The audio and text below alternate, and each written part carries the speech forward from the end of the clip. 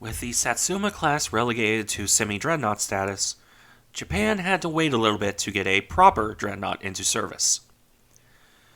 That ship would be the Kawachi, a design with some features that could almost make one consider her a weird offshoot of a dreadnought instead of a traditional one.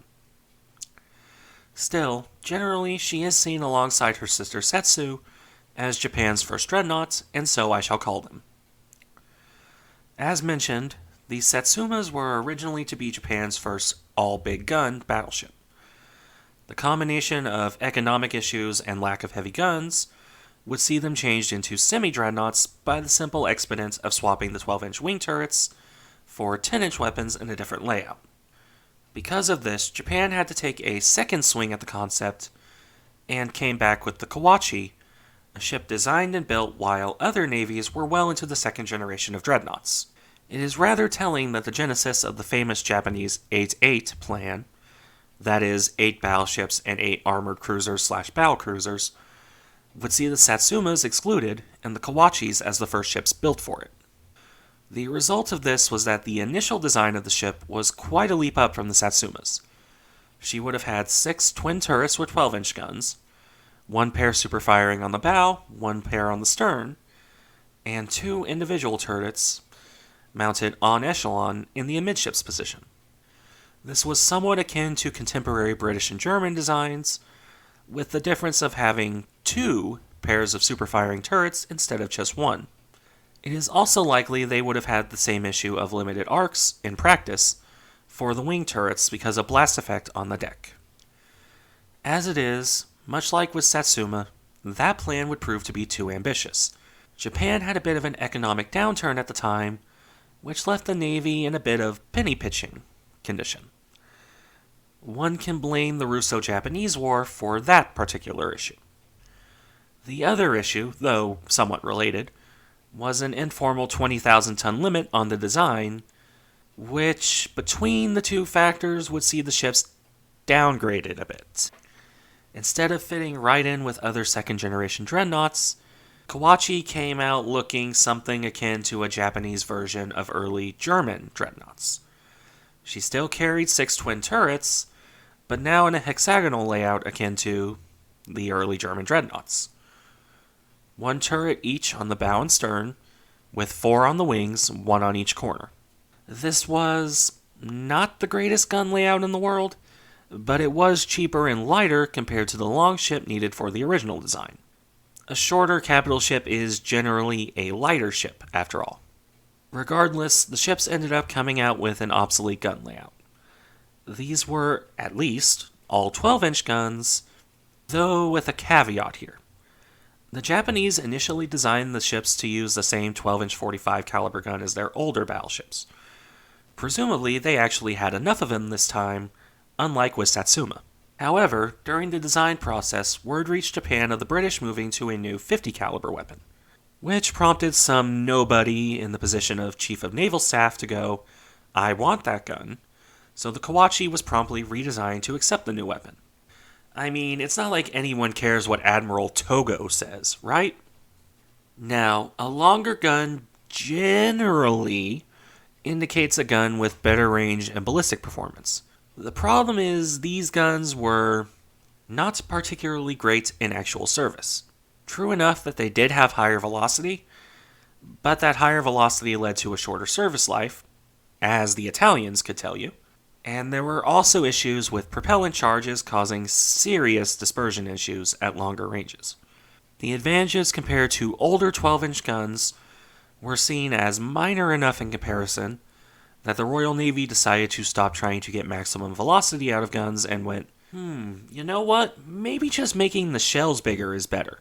That would be the birth of the venerable 13.5-inch gun that would arm all super dreadnoughts and second-generation battlecruisers in the Royal Navy until the advent of the even larger 15-inch gun on the Queen Elizabeths and Renowns. For their part, the Japanese, as one could probably expect, cannot actually see into the future. So when they chose to adopt this longer-barreled gun, it was with the expectation that they would be superior to their older guns. In pure ballistic performance, they aren't wrong. However, the continuing economic issues would rear up again here. Japan could only afford to mount this newer gun on the bow and stern turrets for the Kawachi sisters. The wing turrets would, instead, have to make do with the older 45 caliber guns. This may not seem like an issue at first glance because they're still 12-inch guns, but as mentioned, the main difference and advantage of the 50 caliber guns was in having higher shell velocity. For those paying attention, this means that you now have the exact same issue as the older semi-dreadnoughts. Even though the guns are the same caliber, the shell velocity and ballistic performance is very much not the same. So while the shell splashes are the same size, you return to the same problem of you have different guns firing differently and have to try and guess which shell is which. Long-range fire, thus, remains nearly as big of an issue as it was on the semi-dreadnoughts. Still, the guns are a uniform size in that they're all 12-inchers, so Kawachi retains her position as the first Japanese dreadnought, and the only class with the unified 12-inch battery in Japanese service, since they would proceed to, finally, get their economic matters under control when they built the follow-on Fuso, with her turret farm of 14-inch weapons. And, for that matter, the Congo-class battlecruisers with their fewer, but still uniform, 14-inch turrets. So, these are ships with an obsolete turret layout, and with the same fire control issues due to using two different kinds of 12-inch gun. Is there anything about them that was up to date, or even forward-thinking for that matter? Honestly, I wouldn't say there is anything about these ships that is particularly in advance of any other Navy's contemporary battleship. However, they did make the full transition to turbine power. This is where the three funnels come in, similar to Aki, which at least puts them on par in propulsion. Designed for 25,000 or so horsepower, the ships would actually manage more like 30,000 or more on trials. Equally, while designed for 21 knots, it is likely they probably could go a bit faster if pushed harder, as most ships can. Unlike the preceding pair of ships, though, there were no major differences between Kawachi and Setsu, other than the latter being ever so slightly longer due to a clipper bow instead of a straight bow. Just as you can tell Aki from Satsuma by her three funnels, you can tell Setsu from Kawachi by her bow. The rest of the design is, frankly, pretty bog standard for a dreadnought of the era. 10 6-inch guns for secondaries, a smattering of smaller guns for anti-torpedo boat work, and the typical underwater torpedo tubes, once more like Satsuma, 5 of them. Nothing innovative or shocking here. The same could be said of their service history, at least at first. The usual boring stuff. At first. Kawachi would, in October 1912, which is actually only a few months after her own commissioning, happen to be nearby to Mikasa when a suicidal sailor tried to blow her up for a second time.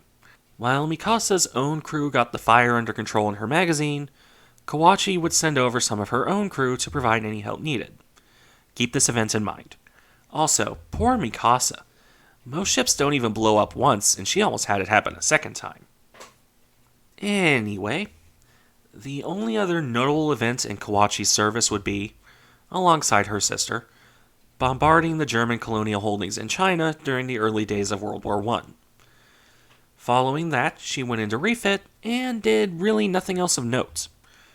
Until, in a mirror of what happened with Mikasa, she blew up in port in July of 1918. Something set fire to the magazine of her forward starboard turret, causing it to detonate catastrophically. This explosion was so severe that Kawachi sank in around 4 minutes, taking somewhere between 600 to 700 of her crew down with her. The exact number is a bit foggy, which isn't surprising considering how many Japanese records have been lost over the years. At any rate, she lost a large percentage of her crew due to the explosion or drowning. Kawachi would have had in the range of 900 to 1,000 crew, so losing 600 to 700 of that, well, you can see how it goes. There was some thought given to salvaging her. Again, the Japanese had done that with Mikasa about a decade before, but this went nowhere. The ships were arguably obsolete when launched, and certainly were in 1918. The resources committed to salvaging a broken and obsolete ship would have taken away from, say, completion of a Tosa or Amagi-class ship, which were far and away more valuable. As such, after some limited dismantling, the majority of the wreck was left in place as an artificial reef. No one, to this day, has quite figured out what caused the explosion. Not the first, and not the last time, a Japanese warship would explode violently in port. On the other hand, her sister Setsu would dodge exploding and see a very long service career. Her wartime service, in the Great War, was identical to her sister, but after Kawachi had sunk, Setsu would see much more service. For example, immediately post-war, she would serve as the Emperor's flagship for a naval review in 1918, and do it again in 1919. That's not really bad for an outdated ship, honestly. After that, she got caught in a typhoon. Really, guys? Another typhoon? While carrying the Empress this time. Luckily for the Japanese royal family, Setsu was fine, though one of her destroyers did get driven ashore by the storm. As for Setsu, she would be disarmed in the aftermath of the Washington Naval Treaty, as one could probably expect. In this case, as part of the deal to allow Japan to keep the far and away more capable and modern Mutsu. Though Setsu's guns would endure surprisingly long in Japanese army service as coastal artillery, the ship herself would be taken from any kind of active combat service. Though that doesn't mean she was taken away from being shot at. Setsu would have extra armor shoved onto her to replace the guns, as she was converted into a target ship, intended to be shot at by smaller caliber guns. This role is a valuable one, though probably not particularly fun for the ship, as she was weighed down to the point of only going about 16 knots, and shot at, possibly bombed. Fun? She did get to play tug for the incomplete Tosa, though, after that ship also got used for target practice. Setsu tugged Tosa out to where she would be scuttled, again to adhere to the limitations of the Washington Treaty. After this, not much until the mid-30s when she got pressed into a role transporting troops to China.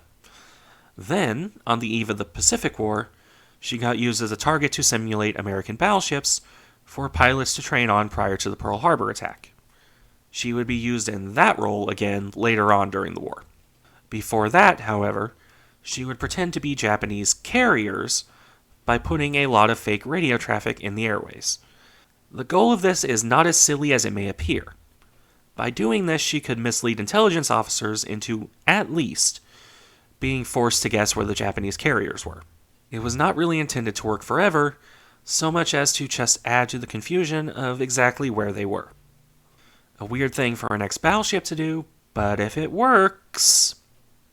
After that, she would do the aforementioned pilot training and assorted other training roles. This would continue until the very end of the war. In mid-1945, she would be bombed by Hellcats and damaged severely enough by this to prompt her beaching. After being beached, she'd be converted into a floating barracks, which was about all she was fit for at that point. Even that would not last long, though, as the Americans came back and bombed her severely enough to be abandoned. She would lay in place there until after the war, being scrapped in 1946 through 1947. In the end, Setsu lasted nearly 30 years, even if most of it was a disarmed shadow of herself. That's nothing to sneeze at, I think, for a ship that was obsolete before she was launched.